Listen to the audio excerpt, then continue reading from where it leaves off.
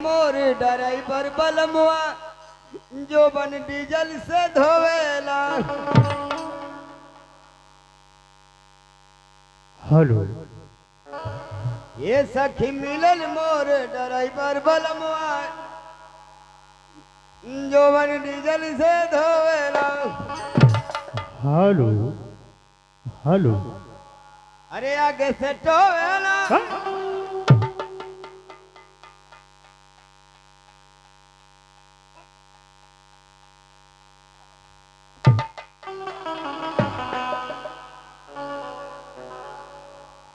Hello, hello. तो ये थे इस कंपनी के हास्य कलाकार माननीय श्री। अरे डीजल से धोवेला, ये सैया डीजल से धोवेला। सखी रे मिलल मोर ड्राइवर बलमुआ हाई डीजल से धोवेला। ए बाबू, तुम्हारी स्टाइल तुम्हार गाना खत्म हो गल की और गई बा? तू हेलो हेलो कह भैला क्या और करबा? अरे भाई, हमके तो हेलो हेलो रात भर करे के है। तमाम तो रात भर का आवे के है। गई बा, हम जाए पीछे। मैं तोरे बाप का कहा जाता हम कहीं जाए कुछ करी। तो ठीक है भाई, गावा हम जाते पीछे। हाँ गावा बढ़िया सन गई है। हमारे बारे में ढेर मत बोला, डोंट स्पीक यू आर नो चिल्लाइंग। अरे भाई ठीक है, हाँ हम अब ना बोलो। तो हम जाई नहीं तो गा के जा, बढ़िया से गा के जा। नहीं हम जाते हैं। अरे भाई मत जा, गा के जा ना। नहीं भाई हम जाए तो के तकलीफ होते तो हम जाते हैं। अरे हमका तकलीफ ना होता, लेकिन खाला गा के जितिया। नहीं तो कुछ कुछ कुछ कर लेवा हम। अरे अब तुम्हार हम का कर। नहीं अगर कुछ कर ले तो बताओ। कुछ करवा।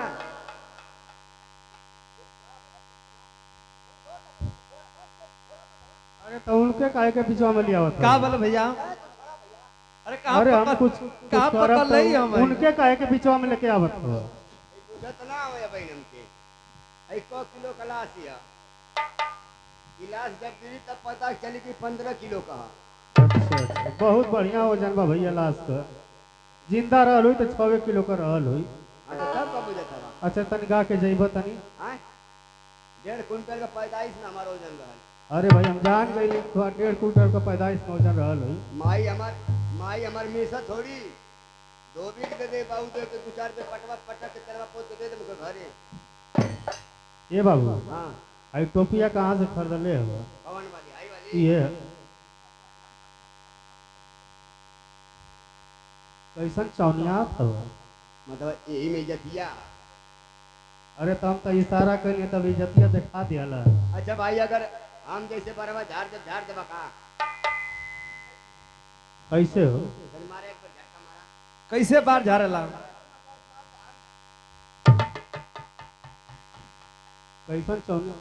वाह, अरे गजब। और दूसर का झटकवा अजय देवगन वाला। अच्छा तो गंदवा वाला झाड़ी ला तो सारे बैला तोड़ा के भाग जाना। हम मिथुन चक्रवर्ती वाला के तरह रहला हो। मिथुन चक्रवा के जाएगा रहेगा तो हम जाई भैया। वाह वाह वाह। हाँ जा। जा थे भैया। ये बाबू बड़ा पियक्कर देखे लो ही बालोगन। ये थे पियक्कर रहल, रोज पियले तो कन मेहरारू परेशान हो गई। आ एक दिन है बाबू घरवा छोड़ के नैहरे चली गई। आ सीसी ले हले बेचारा ढाट अपने बकवा से पूछला ये दादा कहाँ गई? कहले ये तुम्हारी बहन की गई नैहरे। नैहरे गई ले ससुर पिया और दारू। ये बाबू हाथे में बोतल ले हो रिंकू भैया, हाथे में सीसी ले हो। ओहो वाह। बंटी बबली का अगावत हो करे शोक में अपने मेहरारू के। कैसे कैसे?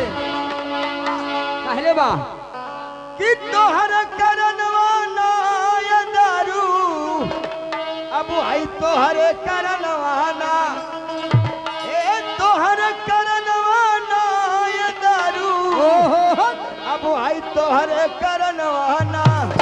कि नैहर कि नैहर कि नैहर भाग गइल में हरारू ये दारू तोहरे करन।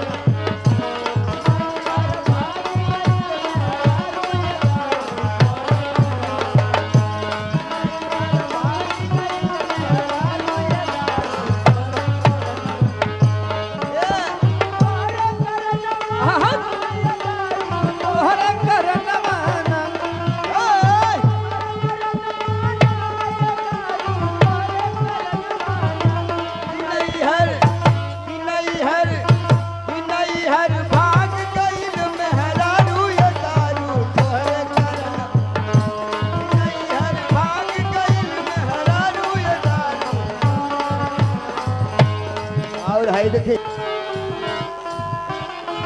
दिन भर मर मर काम करी ले सजवा के तू ले लेला दिन भर मर मर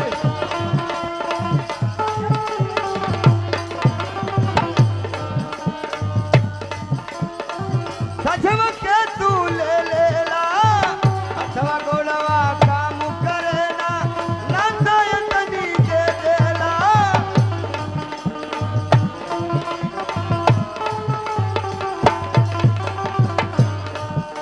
और है देखिए सोनू मुर्गा वाला सोहवल की धरती से 51 का पुरस्कार कंपनी धन्यवाद देती है आशीर्वाद कामना है कहना है दिन भर मर मर काम करी ले सजवा के तू ले लेला दिन भर मर मर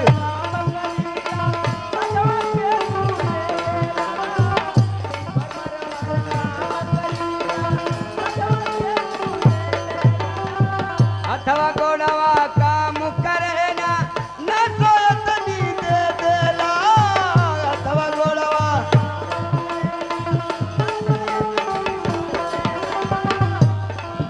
ए बड़ा दुश्मनवाना ये दारू बड़ा दुश्मनवाना बड़ा दुश्मनवाना ये दारू बड़ा दुश्मनवाना दिनाई हर भाग गईल में हरारू यदा